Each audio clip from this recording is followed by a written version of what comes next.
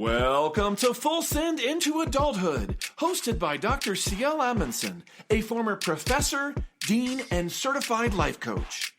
This podcast is for you amazing young adults and is a go-to for all things adulting. Join us for conversations about what matters to you, including navigating the often overwhelming ride of adulthood, redefining what's possible for yourself and your communities, and creating a life that you are proud of on your own terms, even if nobody else is doing it. We're igniting a movement where you change the game and challenge the marginalization that often comes with being a young adult. Ready to feel better about this adulting thing? Let's do it. Welcome to this episode of Full Send into Adulthood, and it's a really exciting day. I'm super giddy because my partner, my love, the father of my children is joining me today. Da, da, da, da. Let's do it. All right, so here's the catalyst. Well, first of all, I've just wanted him to be on this podcast for a long time because I adore him. And out of all of the people in this whole world, you are probably the person, no, I know you are the person I respect and adore the most. And so I want to be able to share that with people. Okay. So this is my man. And we were toying with several ideas of what to talk about and how to do this. And then a perfect opportunity came up because our anniversary is July 4th, which here in the United States is Independence Day. And so we were sharing that with some friends the week of, so 2 weeks ago.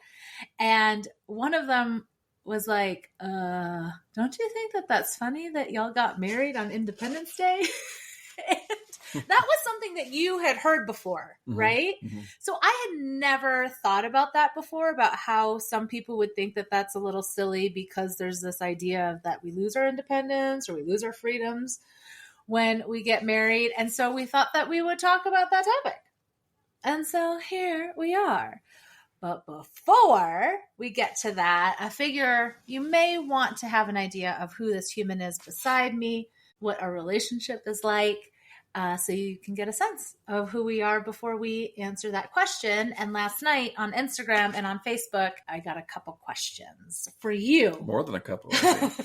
I know, and they were good. They were good. They are, y'all just went for it. Y'all decided first time out, we got some questions to answer. So we'll do that at the beginning, the end. We'll do an introduction, and then we'll talk about freedom and independence and marriage. Dun, dun, dun. You ready? Yeah. All right. So why don't you introduce yourself for people? Okay. And we'll go from there. Okay. My name's Brandon. I don't know if you know that already. And let's see, we've been married now for 16 years, together for 20-ish, right? So big milestones there. That was Independence Day, 4th of July, just recently. Let's see. I grew up in northern Kentucky.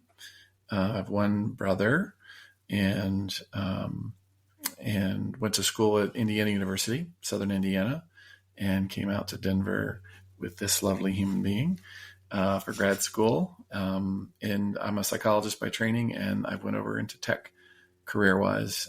So I'm a CIO at a mental health center, so Chief Information Officer.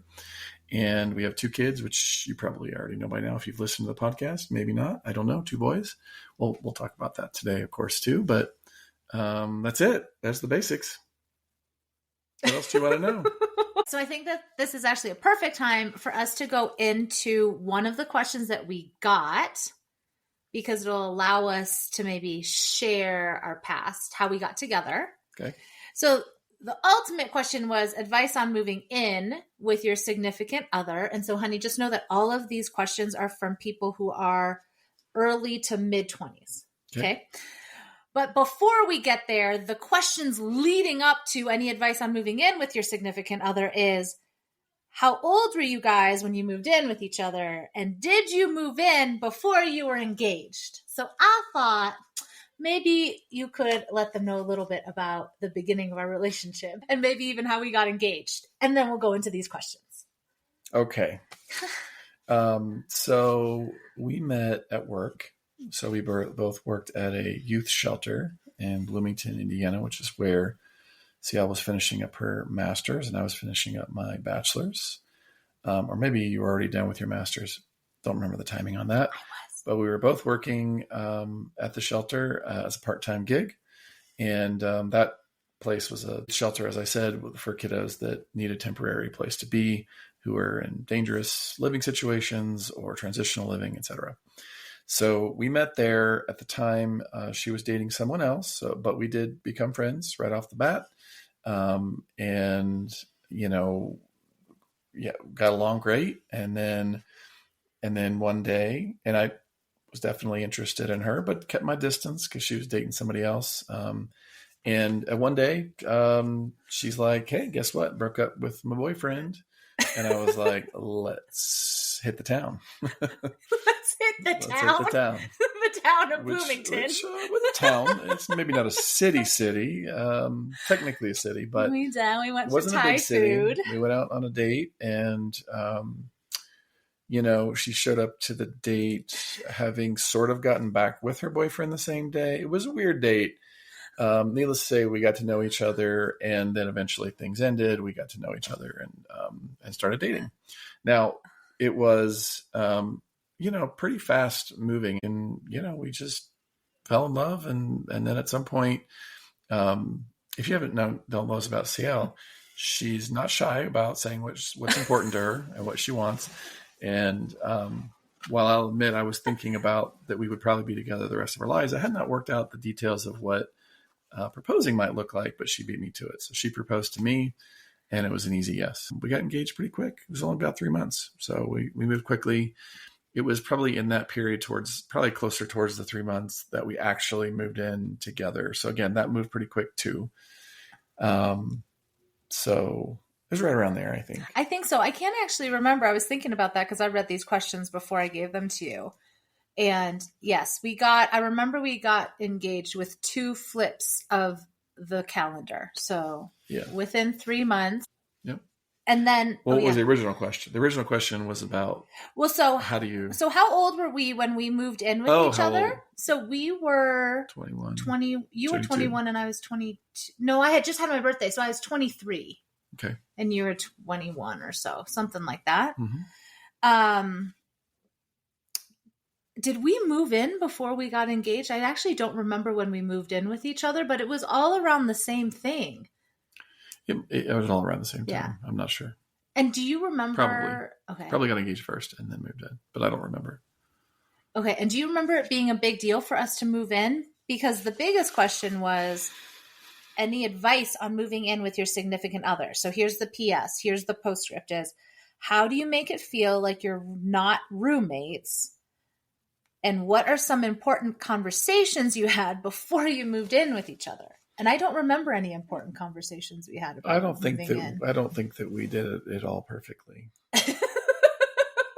or have some kind of, well, we did it this way, so you should do it that way advice, because, we were 21 and 23. We didn't know anything about anything. I think that we got engaged first, and it was harder to move out of the state to a different state together. That's true. It felt a lot less scary, confronting.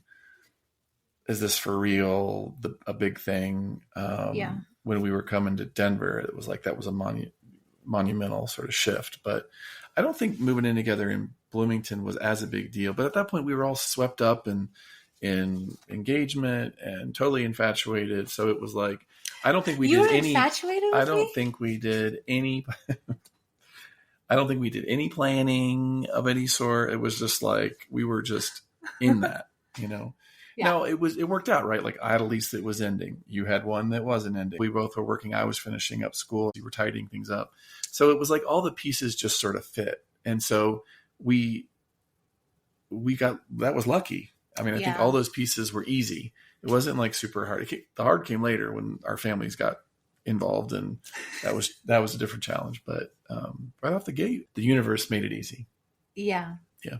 And like you said, we were in it. It was him and me, and we didn't really think about logistics, sort of outside world logistics, to the point when I finally told we were going to wait on telling parents about engagement. Yeah. But I saw my parents and my brother, and I couldn't hide it from them. I was so excited. And so I told them, okay, I'm engaged. And the first thing my mom said was, to whom? Because she had never met him. It had gone so fast, which was a whole other thing. But then, you know what? My dad, I will remember this forever. He's like, maybe it's better that I didn't know beforehand, because now I'll meet him thinking he's your fiance, the man you're going to marry, versus just another boyfriend. That's what was said. I remember that's what was said. It was still hard, y'all. They did not. So the question is like, so what do you recommend in terms of moving in, like preparations and conversations, and how do you make it great? Really, is what I'm hearing. I think there's also some generational pieces here. When you said that the audience is, obviously is that early 20s. I'm like, we're in different generations than that group. That's so, true. I don't know exactly how to interpret that. I'm a psychologist, as I mentioned earlier, so I always recommend being as clear and as transparent as you can. And that means also getting what's important to you communicated and your expectations out. Mm-hmm. That can be a little tough if you're just getting to know each other, because you don't know, is the other person going to be okay with who I am, what I want? But you got to do the best you can. It's way better than getting into a living situation and then finding out that, there's some incompatibility. Yeah. Yeah. And I think the hardest part, like he said, was not the initial moving in together. It was both of us moving to Denver together, because that was the first time where I was in a transitionary period and I moved for a guy. And in my brain, that was totally against what I did. I felt like a very independent, powerful woman. I had already taught at several universities. I had been at the University of Charles de Gaulle in France. It was tough. And I think for me, there was a deep vulnerability on me feeling like I made the move and worried that I loved him more than he loved me. And whatever it meant to sort of just be following this guy. And if we really were going to be in this committed relationship. So I think at least I remember at the very beginning, again, y'all, this was like 20 years ago. I remember having these tests, not conscious tests, but I think I really needed to know. And I was worried about how much you loved me. And so I think that if I were to say anything about the advice on moving in with your significant other, it really is that commitment piece. For me, is to really be able to trust that we're in it together. And I don't think I would have felt, and it was different for me, of course, because I was coming to grad school. I had something that I was moving outside of the relationship for. You were sort of open to what could be possible, right? Yeah. But I think, it was different for me, obviously, because I had that. But I also, I wouldn't have been okay, actually, I think, moving to Denver if we weren't engaged, because and maybe that was true for you too, but that's a lot at stake, even if I'm the one that has something in Denver, because also I'm quote unquote dragging somebody along. And that wasn't, of course, what was happening, but it could have felt like that, right? Mm-hmm. If you had come here and we were like, it's not working out or whatever, I would have felt really bad about having somebody move their life. Right. If it didn't work out, but I felt confident in that. So it was okay. It was okay. Yeah. All right. Next question. What was your first impression of me? I'm excited about this one. Okay. Y'all should know first. So he doesn't know all these questions. I'm really excited to find out we hadn't talked about any of the answers before. And y'all are finding us on our cuddle couch. This is what we have watched movies in for the past 20 years. We have grown a little bit and never done a podcast. So we're going to be moving around a little bit. Hopefully not knock over the camera. Welcome to our cuddle couch. All right, honey. First impression of me. First impression. Well, You weren't excitable, enthusiastic, or anything. None of those things. Of course, obviously I'm being sarcastic. Well, we met after just a little context. We met after I guess it was a staff meeting at the place that we were working. Mm-hmm. And I hadn't met you before, and you kind of hung out after the meeting just like a little longer than everybody else. And so did I. I don't remember what I was thinking, but I remember like being like, this is a person I haven't met before. And she's really cute and she's really smiley and like lets off that, like, inviting, like really comforting type feeling, very open and bubbly. And so anyway, we had a brief conversation, and my impression was that you were just super, like, I just felt like I could just talk to you. It's just ease, and it was just fun. You were engaging, you had a little bit of flirt in your voice, but like work appropriate, I guess, right? Or whatever. And it was exciting. When he says really flirt in your voice, we had a conversation about what he's up to and what he's doing the next year, because it was summer heading into, and he was like, yeah, I'm looking at grad schools and I'm maybe going to California. And I'm like, oh, take me with you. So that's a little bit of flirt. There's probably, yeah. Well, but most people who might say that might be weird. Wasn't weird with you. What I took it as is that you had an enthusiasm for life. And that was the fun part of you that I just loved getting to know. Oh, I love that, sweetheart. Yeah. I think that also, because something that I get a lot from young adults too, especially now with the texting and needing to like put text together, and there's a lot of pressure on words. Here's to also say that sometimes the words don't necessarily are not weird in and of themselves, right? Like I could say that to you and it was okay because of our relationship or what was happening. But I could say that to somebody else and it would completely turn them off or scare them off. And that would be strange. I mean, it was like the first time that we did our overnight. Do you remember that one? Yeah. The first time that we did our overnight together, we did an overnight at work, and we were talking and we watched movies together because it was overnight. And in the morning, as the sun was coming up, I remember being like, I think you're my soulmate.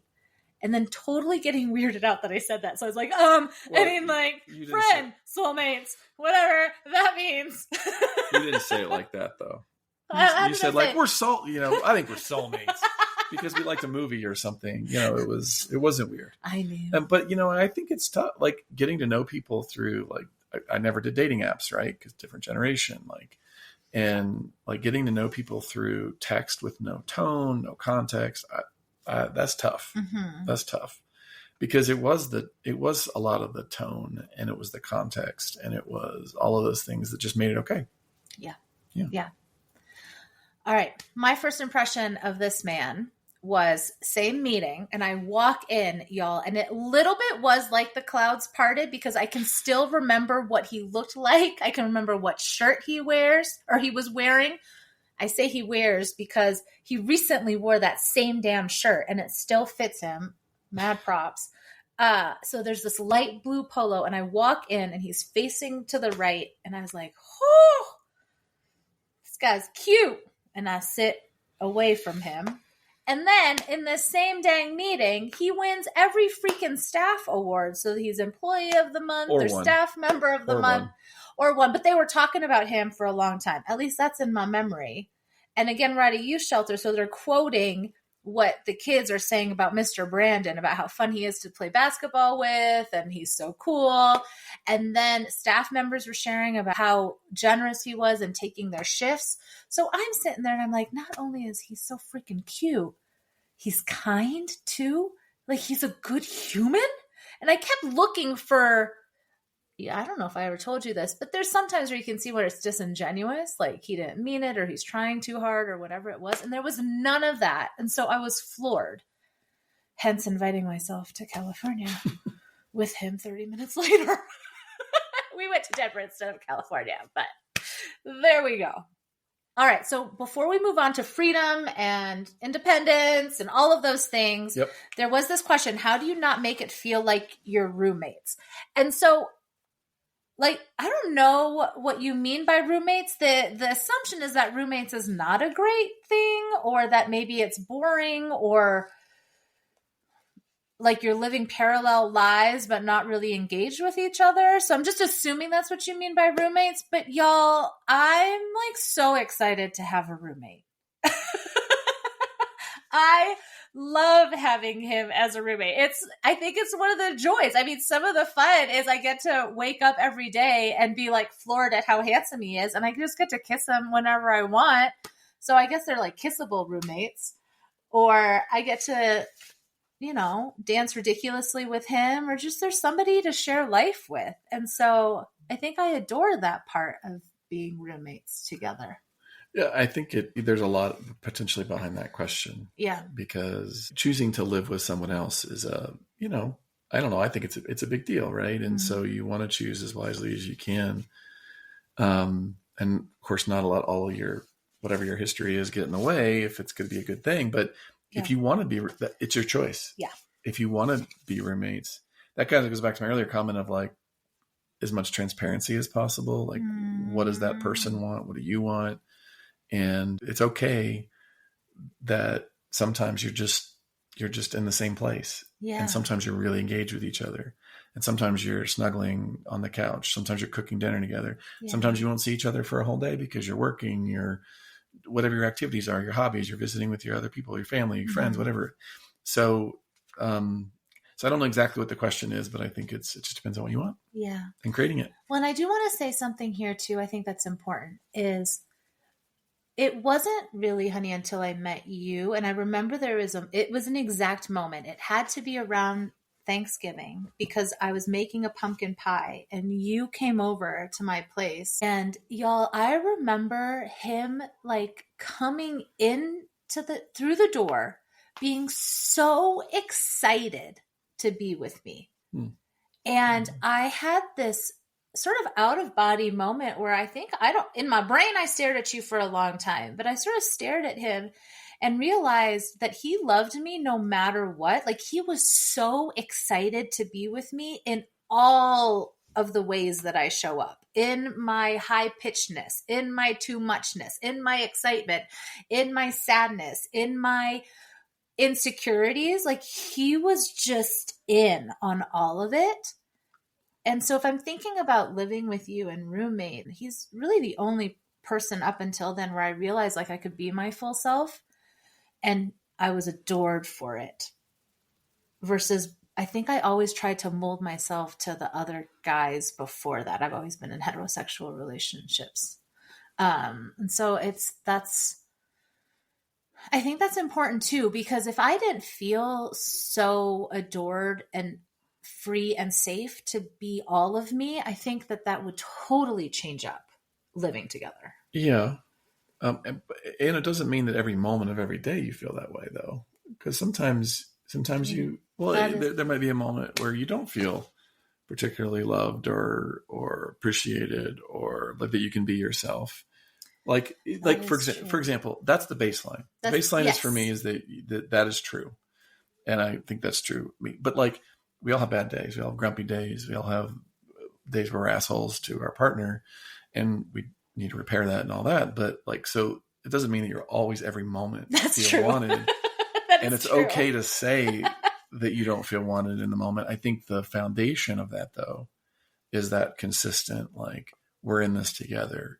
I love who you are. Yes. I want you for who you are. Even if sometimes I'm grumpy. or like you said, or like an asshole. Or like an asshole. Or for me, it's totally insecure. Like I get really insecure. And so I lash out. Yeah. Good question. Okay. That's not such a good question. I got amazing people in this community. I'm just telling you. All right. So why we're here today is Independence Day, marriage, and freedom. Okay. So I think let's talk about independence first, since it is called Independence Day on July 4th. And I looked up the definition just to help us out. So independent means free from outside control, not depending on another's authority. Definition 1. Definition 2 is not depending on another for livelihood and subsistence. So in your opinion, what do you think is the relationship between marriage and independence? Can you say the first definition one more time? Sorry. Yeah. Free from outside control, not depending on another's authority. Do you want me to repeat number 2?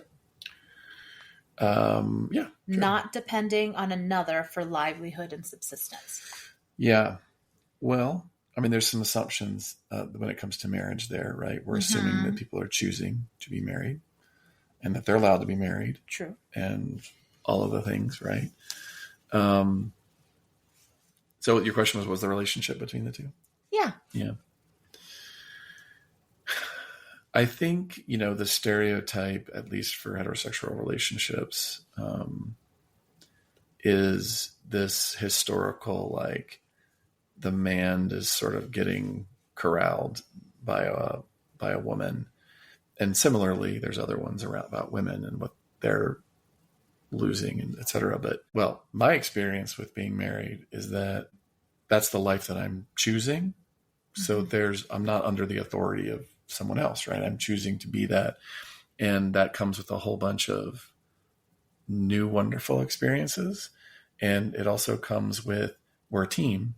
And sometimes you do things for your teammate that don't always feel like I can do whatever the hell I want, whenever I want to do it. For sure. Because, I was mentioning being grumpy a little while ago.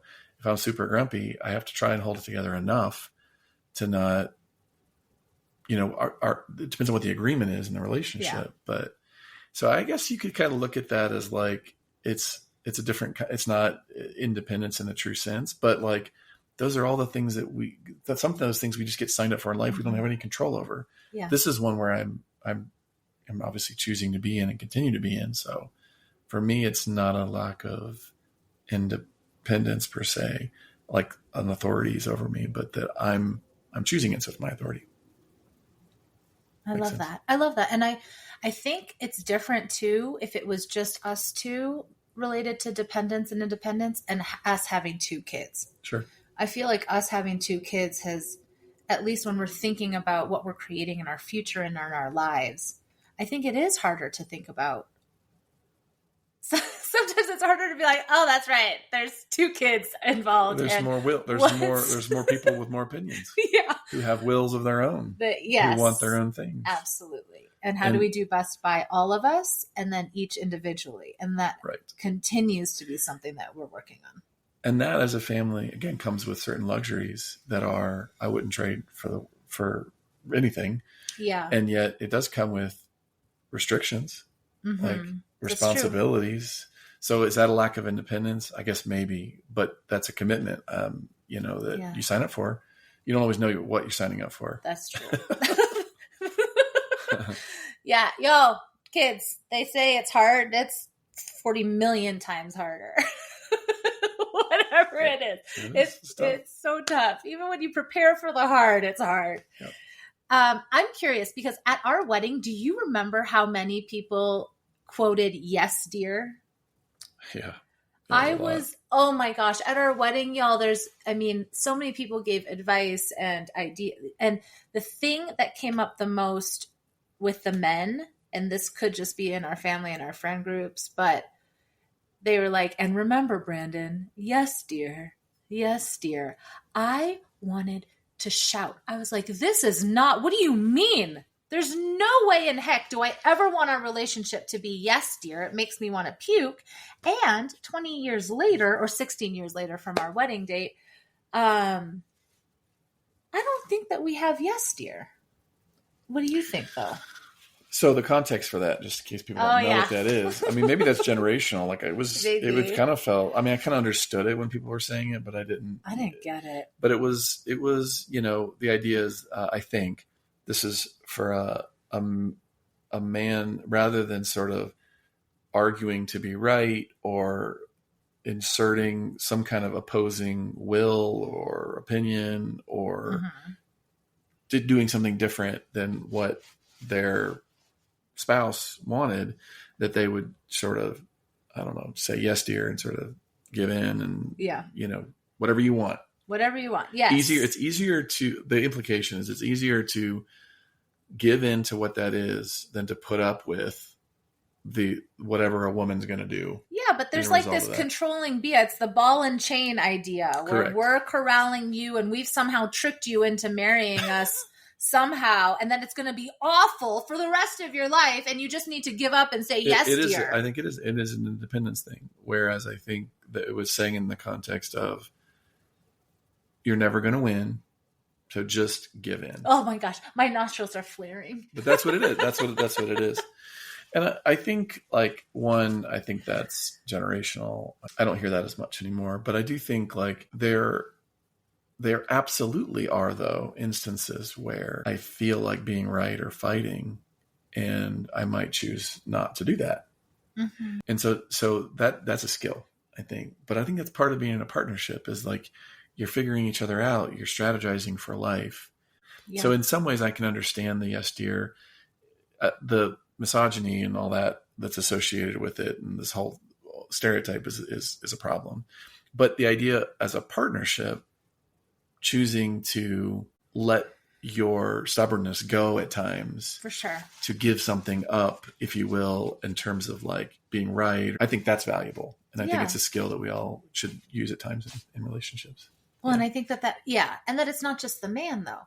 It's all partners in all a gender, relationship. All partners in a relationship. All kinds of relationships too. Absolutely. Not just romantic. Absolutely. But there needs to be some sort of restraint. But I love that you said it for the long haul. Yeah. And I think that's important. Yeah.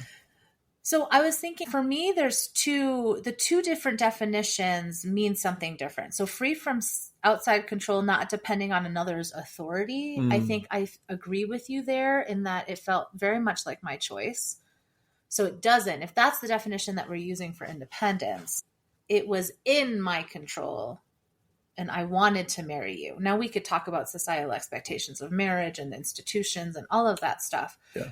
But I love being married to you.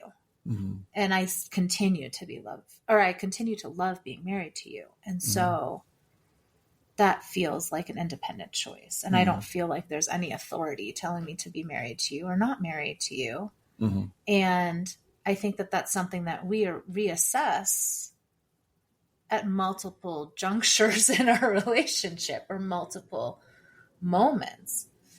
And the one that feels the most recent is as I was about to go into coaching full time, knowing that I was going to go along a growth path that I wasn't sure how I was going to end up at the end. Right. But I knew that it was around regaining my power, regaining my voice, seeing myself differently.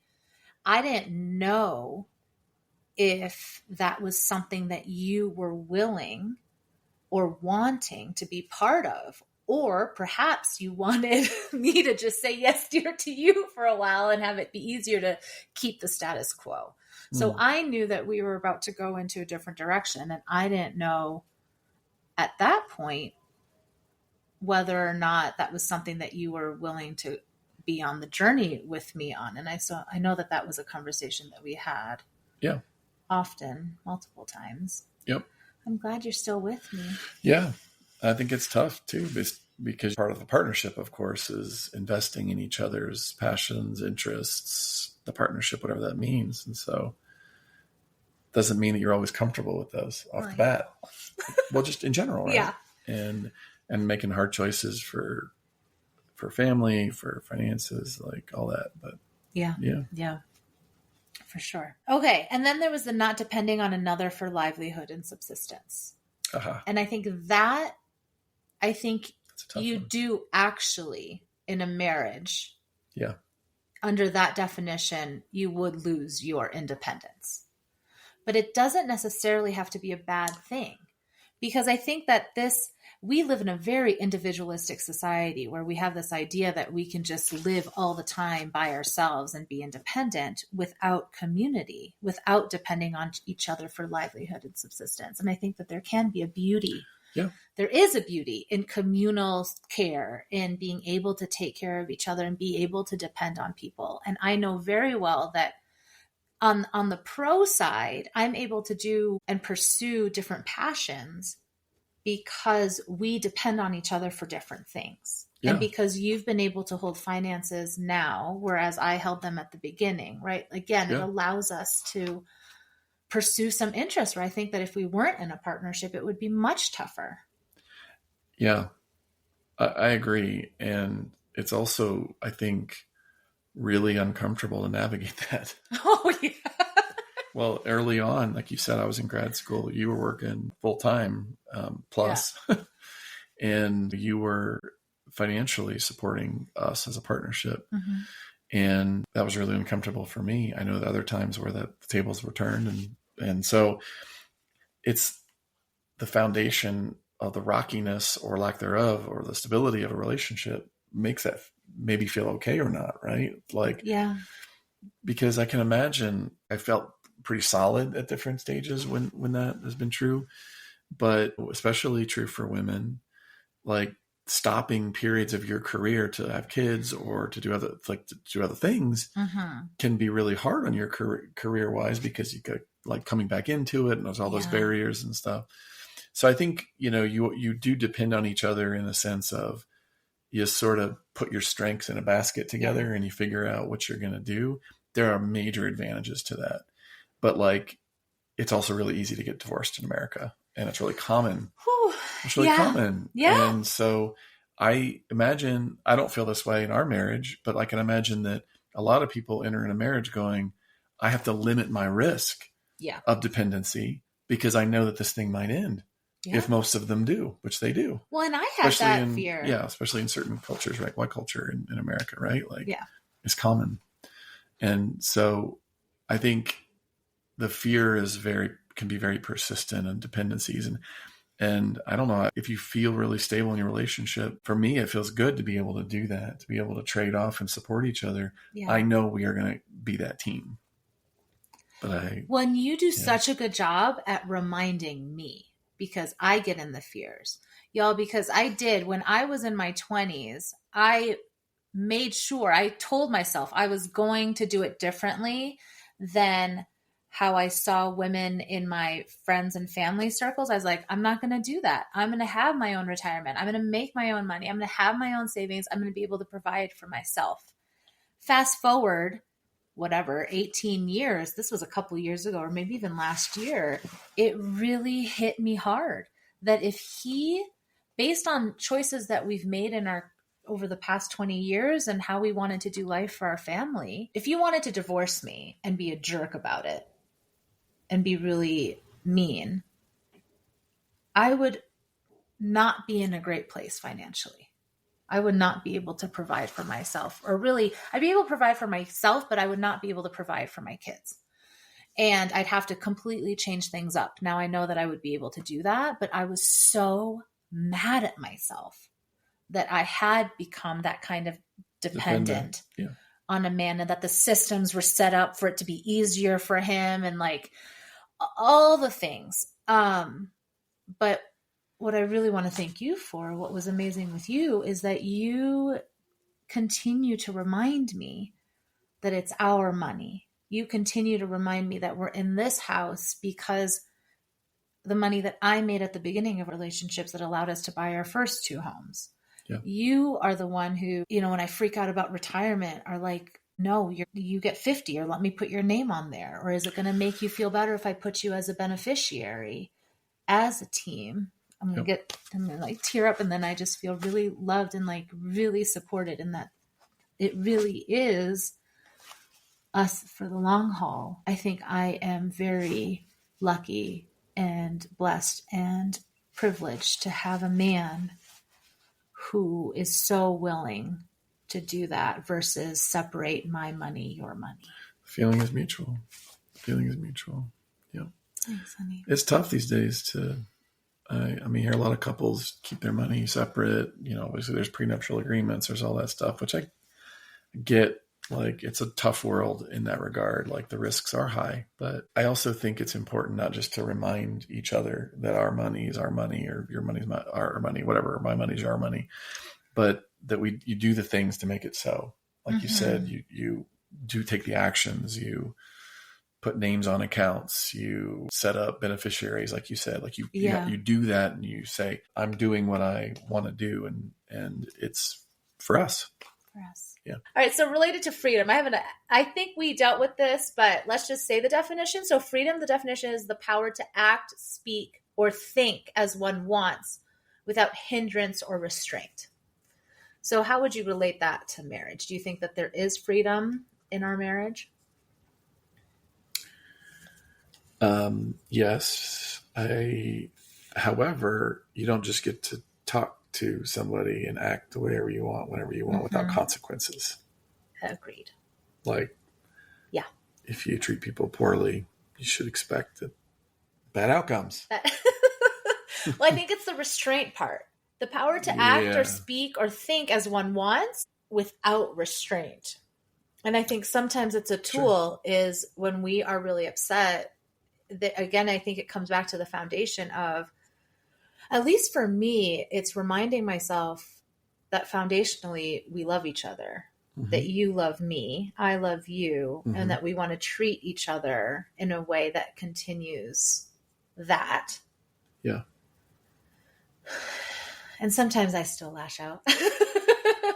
But then it's the repair afterwards of really quickly saying that we're in this thing together and then working through it so that there's actual change. Yeah. I think that we afford each other more freedoms, if you will, in speaking freely as we've built up years of respect and trust and confidence that we will repair. Yeah. Should one of us go,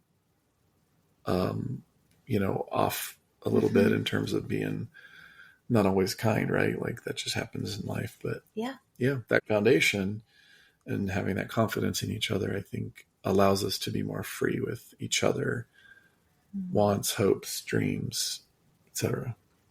Yeah. I love that. All right. Anything that you want 20-somethings or young adults to know of related to freedom, independence, marriage that we haven't said yet? Yeah. It's like the 4th of July is always a funny thing, right? It's like this sort of strange, interesting history as a nation and what it means. And there's all the fireworks and the people yelling, America, America, right? America. And there's always this image that comes to mind of, like, often around honoring our veterans, right? And our armed services. I feel like I see this phrase a lot, but like that freedom isn't free sort of thing, right? And doesn't come free. Yeah. And I think that holds true very much in relationships, that you don't just get, like, there are certain freedoms in life that we all enjoy, but they don't just get handed to you. No. Right. And the same thing is true in relationships. Like, if you want to navigate the world a certain way, take certain positions, invest in certain things that are important to you, it takes, creating it. Now, we also have all sorts of privileges that we do get handed, but that doesn't mean that there aren't still challenges and things that we have to navigate. And in a relationship, you got to work at it, because the default is that you're no longer together. You break up. And it's so easy. Yeah. It does take a commitment and investment, and it takes courage on both sides. Or like you said, the stubbornness. It's like, oh, we got to keep putting that part down. For me, it's that scared, insecure, ego, whatever you want to call it, to stand for both of us together. Yeah. And I'd actually say, so this may be, I don't know, an awful thing for people or not, but I just feel now, like, I've always loved our relationship. Not always. I won't use that absolute. But I do love our relationship over the past 20 years. But I would say that there is a sweetness and a kindness and just feels really solid right now. Very loving. And I'd say it really, maybe the last year or two just feels like we're in this really amazing sweet spot. But I think we're in it because we've continued to invest and we continue to do the work and we continue to trust each other. We didn't give up when it was, when we could have. I mean, I think we didn't give up. Well, that's what I feel like I'm going to butcher the research because I don't actually remember what the research was, but I know that there's a notion of like, as your kids get older, couples. Oh, right? There's like the happiness factor or whatever. Happiness versus like fulfillment. Like yes. Your fulfillment is high, but your happiness is low. I can't remember what it is. Yeah. Our kids are getting older too. That's true. And there were times when it was really tough and could have thrown in the towel, but we didn't. We did not. No. But we should say that we did talk about it. Yeah. Right? Because it's not like, I know that y'all see social sometimes or you're hearing us talk and you've got us on a good day, but we have thought about divorce. We have talked about it. We have thrown things. No, I have thrown things and screamed and stomped away. And we figured out how to fight and not to fight and all the things. And we're still in it. So that actually is perfect for the next question. Okay. Is that okay? Got it. Yep. All right. What has tested your marriage the most? See, y'all, these questions. So what has tested your marriage the most? And then money, kids, health, etc. What would you say? Well, I think specifically it would be probably the first few years of kids was the hardest. And not the kids specifically, but all the work, the changes, the sleepless nights, it really just changes everything. Again, I wouldn't trade it, but you get real depleted, especially with that sleeplessness on top of all the life changes. So I would say specifically that's what it is. And also if you think about more globally, there's always another challenge.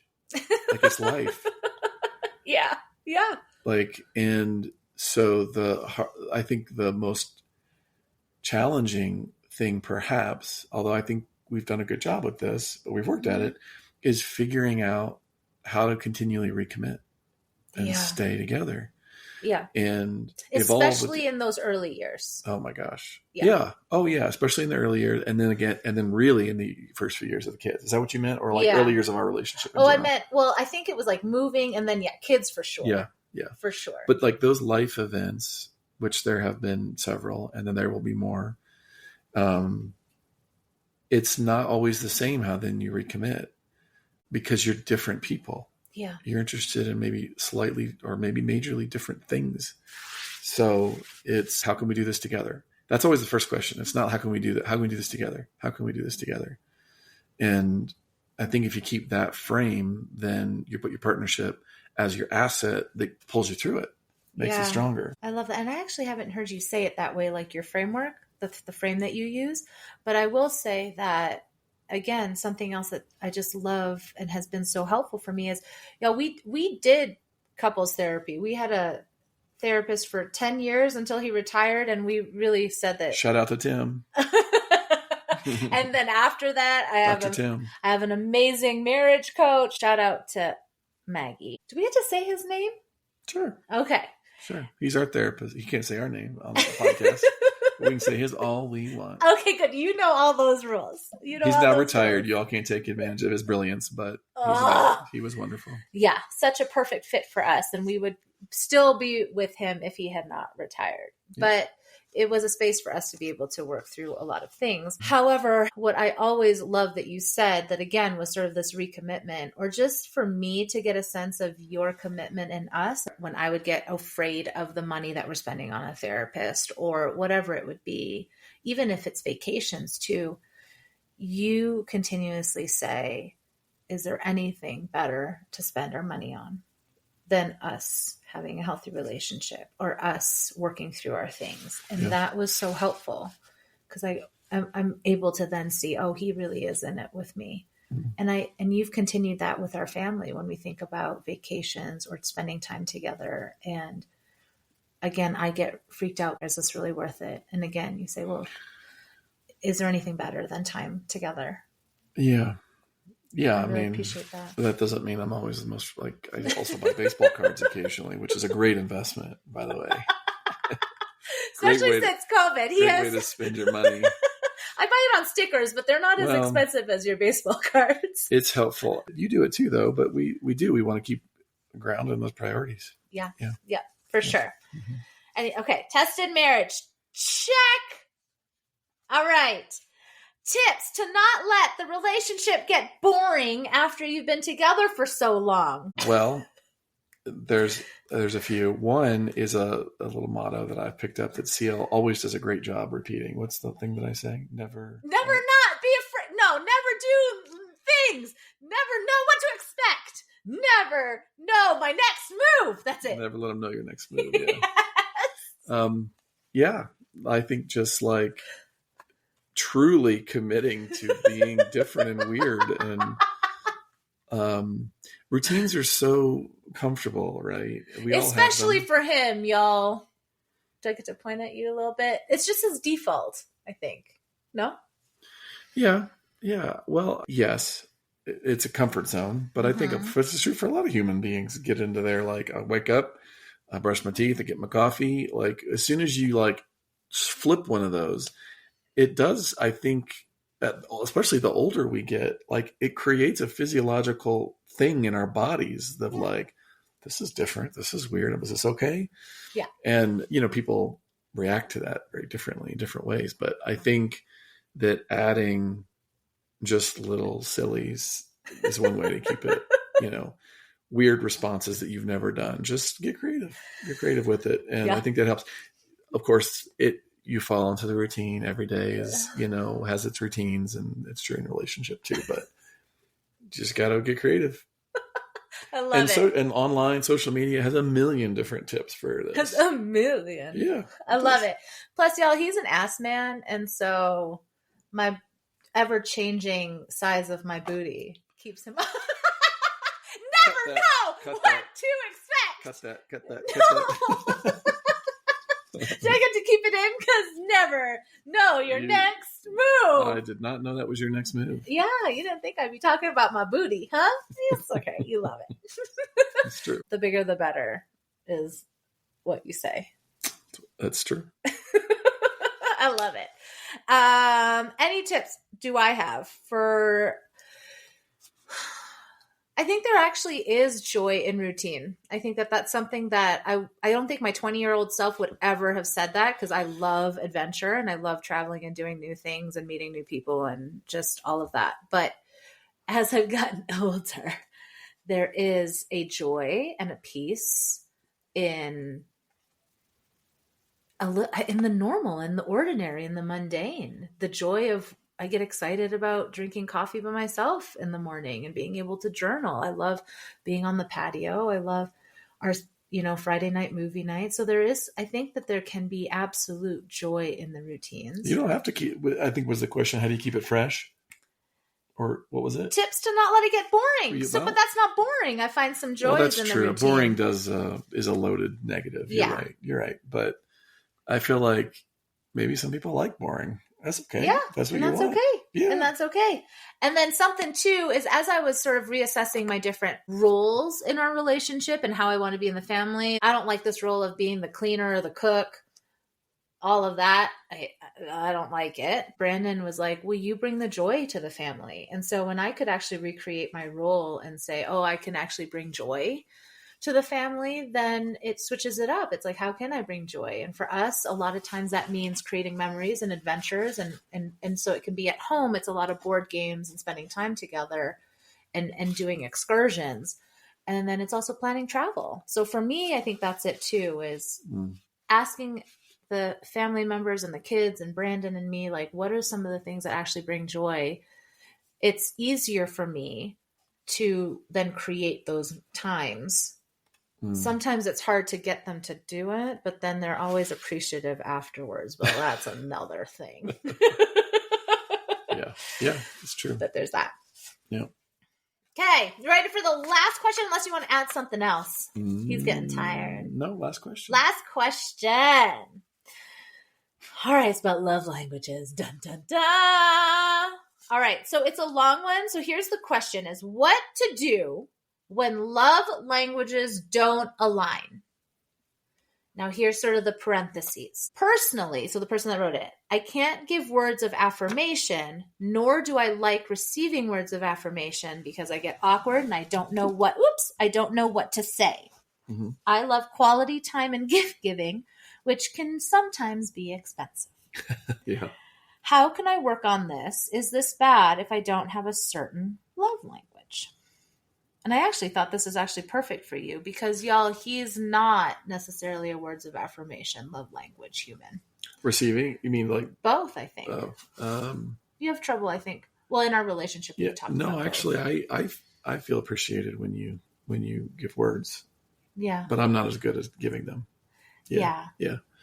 I think I forget all the different ones there are, but like the most important thing is for me, it is so easy to get like bent out of shape and hurt when you don't feel like you're receiving that love the way you want it. Mm-hmm. And I would venture to say that for most people, completely unintended, it's not that they don't want to show love. It's that sometimes there's a mismatch.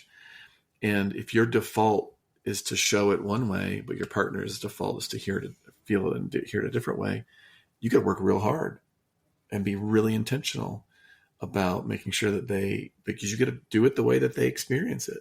Yeah. And that has been a long-term absolutely thing that we've been working through. Absolutely. It's still current. But I think when you get stressed, when you get in the routine, mm-hmm. at least for me, those defaults kick in. I'm not as able to be intentional because I can't give as much emotional presence to, okay, what does Gavin need to hear? That's one of our sons. What does Gavin need? What does he need to feel loved? What does Cielle need to feel loved? Brandon, our youngest. Mm-hmm. And like, you got to be sometimes really, really intentional. Because we're all different. Too. We're all different. We all feel it differently. So I think it's important to think of love languages as a tool to support connection versus an end-all be-all way of being where if you don't have the same love languages, it's over, because that's just not the truth. I think we really need to treat it as a tool. And I, in my experience, have often used love languages as a way to exert that Brandon is wrong. How dare you? I told him I like to be touched and I like compliments. And he ain't doing it. So that one day a month where I'm like super insecure, that's when it tends to show up like, dude, you ain't doing it enough. But I think that has been something that I've had to really look at is it's made such a difference for me to assume good intent, loving intent, assume the benefit of the doubt, know that he loves me and wants to show care. Yeah. And that something may be in the way. And sometimes it's even that he does show care and I have forgotten it on that day. Because he didn't touch my booty on the way to work. And that it can come, my experience, it can feel really fake when someone's trying to put on a love language that's not in their wheelhouse. Yeah. Right? It's like, oh, you like touch? It's so nice. He's petting my hand. I'm petting your hand for those of you listening and not watching. But awkwardly, by the way.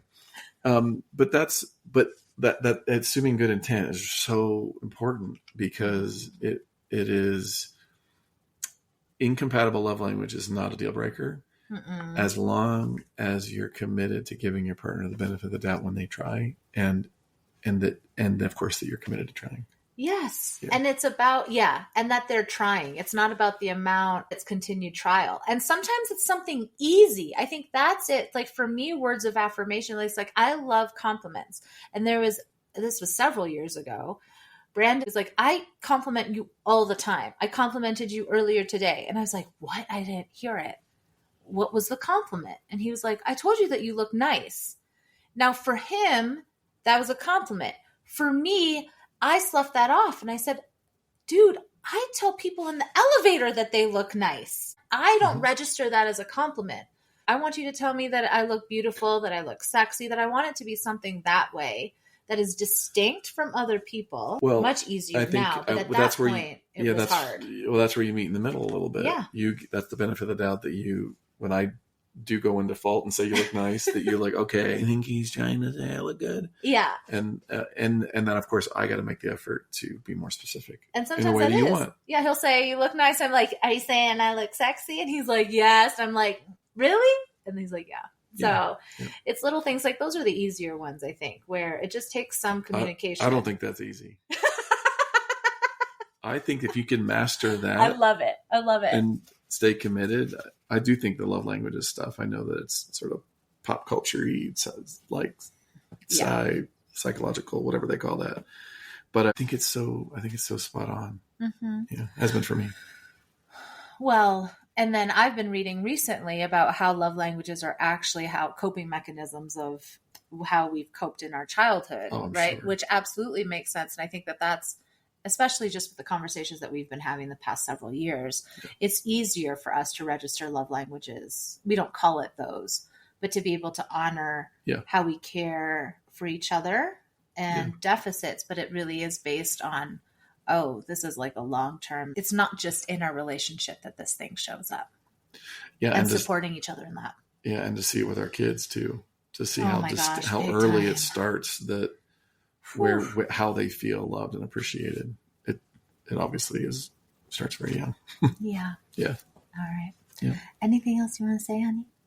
No, this was great. Thanks for inviting me and for just making the space and inviting all the questions. You got a pretty amazing following group out there. No, mm-hmm. I do. And I'm now looking at it. I wanted to make sure, how can he work on this? And is it bad if I don't have a certain love language? Okay, y'all. So let me just say this clearly. It is not bad to have a love language or not to have a love language, at least in my opinion. If love languages freak you out and stress you out and it's the worst thing ever and you break out in hives, get rid of it. We had a relationship for probably 15 years without knowing about love languages. Yeah, that's right. So it is doable. And then what would you say about anything to work on? How would you summarize it related to love languages? If they don't align. I could be wrong here, but I think part of the question is what if I don't know what that is for me? What if I don't really understand how I want to be loved and appreciated? Okay.